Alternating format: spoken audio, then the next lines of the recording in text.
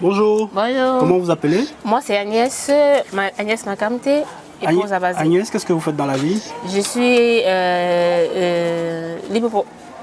libre professionniste. Alors, nous sommes réunis, Agnès, dans le cadre d'un micro-trottoir. Nous aimerons recueillir votre avis sur une question qui concerne un peu beaucoup de couples en général. Alors, la question, c'est de savoir qui prend les décisions dans votre couple en général. En 30 secondes, très rapidement, est-ce que vous pouvez nous dire, est-ce que vous avez choisi dans le couple que c'est l'homme ou c'est la femme? Comment ça se passe? Moi, ma façon de concevoir les choses, il ne devrait pas avoir une personne qui prend une décision dans un couple. Parce que les décisions sont toujours... On est d'abord deux personnes qui se rencontrent, qui doivent vivre ensemble. Donc chacun vient avec ses idées, chacun vient avec sa façon de penser.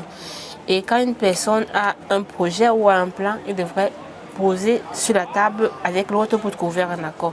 Du moins, c'est comme ça que ça fonctionne chez moi. Mon époux, lui, il vient avec ses idées.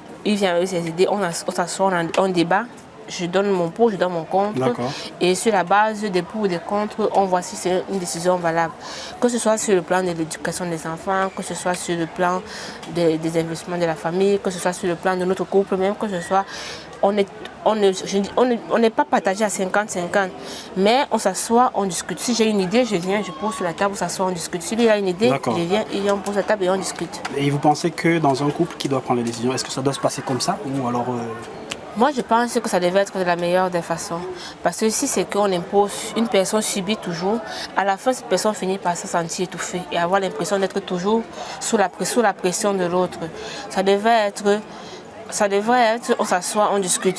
Si après, je n'ai pas d'idée, je dis je n'ai pas d'idée, l'idée de l'autre, je la reçois.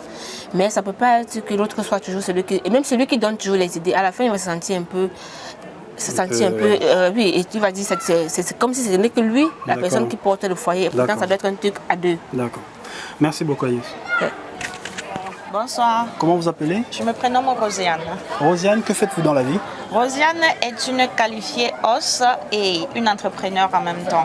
Rosiane, êtes-vous mariée? Êtes-vous en couple? Oui, je suis mariée depuis 8 ans déjà.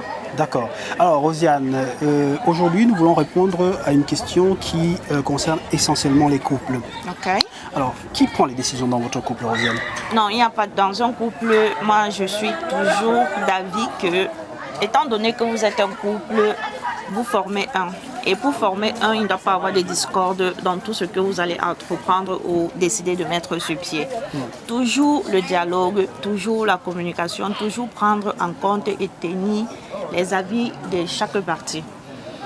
Bon, dans la culture africaine que nous sommes, on dit que c'est l'homme qui est le chef de famille. Bon, le dernier mot lui revient, mais qu'avant, il doit concerter sa femme.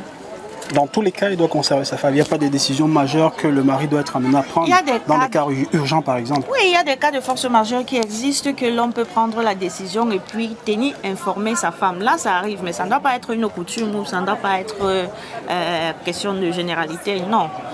Dans un premier temps, tu consultes la femme, elle donne son avis et ensemble, vous évaluez. D'accord. Merci beaucoup, Rosiane. Je vous en prie. Bonsoir. Bonsoir. Comment est-ce que tu t'appelles? Moi, c'est Donald Bouffon. Est-ce que tu peux nous donner ton avis sur la question des décisions dans un couple? Oui. Qui prend les décisions? Alors, très bonne question et assez pertinente quand même parce que c'est une question que j'ai aussi eu à rencontrer indirectement dans plusieurs couples et même de façon indirecte. Bon, de mon humble avis, la décision dans la maison, c'est l'homme qui la prend dans un premier temps. C'est lui le chef de famille, c'est lui le capitaine du bateau.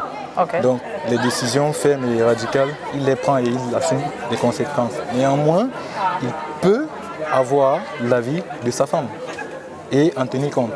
Mais toujours est-il que c'est lui qui décide et il assume. Voilà. Merci. De rien.